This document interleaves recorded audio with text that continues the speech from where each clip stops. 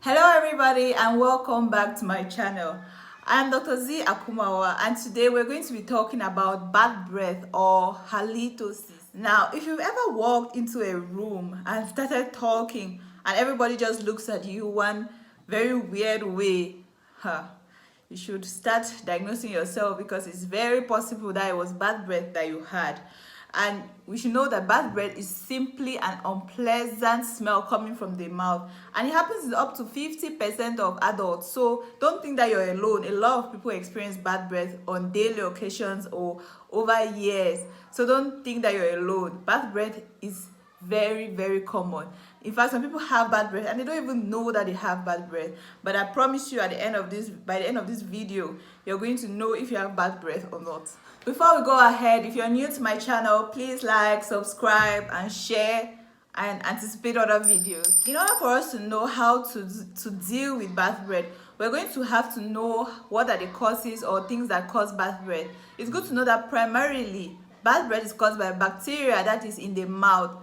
So we have other things, maybe food that will cause it, but the main thing that causes bad breath is bacteria that is left in the mouth. Now this bacteria is going to accumulate if one, we are not practicing good oral hygiene. It means that we have a poor oral hygiene practice. If you're not brushing daily, brushing well for at least 2 minutes, brushing very well for 2 minutes, not just this any kind of brushing, or brushing very well. If you're not flossing is like removing dirt in between the teeth.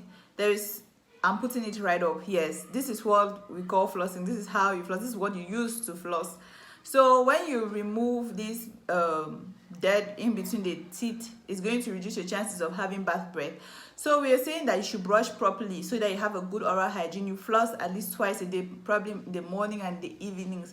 It's going to reduce the amount of bacteria that is in your mouth, because our mouths have a lot of bacteria. That's what we use to eat. It means that food is always present. The bacteria live there in harmony. They're living good life in our mouths. So you're supposed to try to practice all this so that you reduce the amount of bacteria that is left in your mouth. Still in that same mouth, you have your tongue. Your tongue has a lot of bacteria on it. So whenever you brush, you have to make sure that you wash off your tongue. You can use a tongue scrub, or you can use your brush if you don't have a tongue scrub. What should we do? Anyhow, so you're supposed to brush properly, wash your tongue, make sure that you scrub your tongue in the process, then you floss daily as well. There are certain types of food that we eat that may cause us to have bad breath. Garlic is not a friend. It's not your friend at all. Garlic and onion, they don't help with your breath at all. If you're already experiencing bad breath or halitosis, you will not want to be eating garlic or onion all the time. Some people will drink garlic overnight and wake up in the morning and they're talking to you and you cannot even breathe. So you're going to try to avoid these particular things, especially garlic and onion, because they're going to worsen the breath. They will make it worse. Now there is this dieting style called the keto diet, which is very effective. People use it for weight loss purposes and all that. The keto diet, it works, yes, but this keto diet makes you to consume so little carbs or carbohydrates. Yes, so when you're consuming so little carbohydrates, your body is breaking down the fat that's in your body. When they are breaking down these fats, it releases some things that you call ketones, and these ketone bodies will smell when you exhale them. They smell. So if you're on a strictly keto diet and you have bad breath, you should not be surprised. It's because of the keto diet that you're taking. And this one is not it's not about brushing. This one will not go away, except that you become more lenient with your keto diet. But this one, it does not go away with brushing or flossing or brushing the tongue. No, this one is because of the keto diet. Another cause of bad breath is going to be some diseases like gastroesophageal reflux disease. It's in the same group of things that we call gastritis. When you have gastritis, you will have bad breath. So when you treat your acute gastritis or your chronic gastritis, the breath can become better, and you entail that you should get consulted to make sure that this is what is causing your bad breath. Usually with halitosis or bad breath, it's good to consult your dentist. That's why we advise that you should have regular checkups with your dentist. How many people even consult the dentist? But I'm telling you that consulting your dentist is going to help you with your bad breath, because apart from the things I've mentioned, there are other diseases in the mouth, infections that will occur in the gum that will cause you to have bad breath. Anything that will increase the amount of bacteria in your mouth is going to cause you to have bad breath. So we're advising you to consult with your dentist as often as possible. There are a couple of home remedies that can help with bad breath.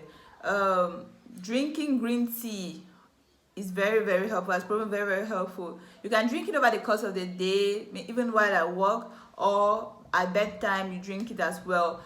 Oranges, apples, all of them will help with the condition.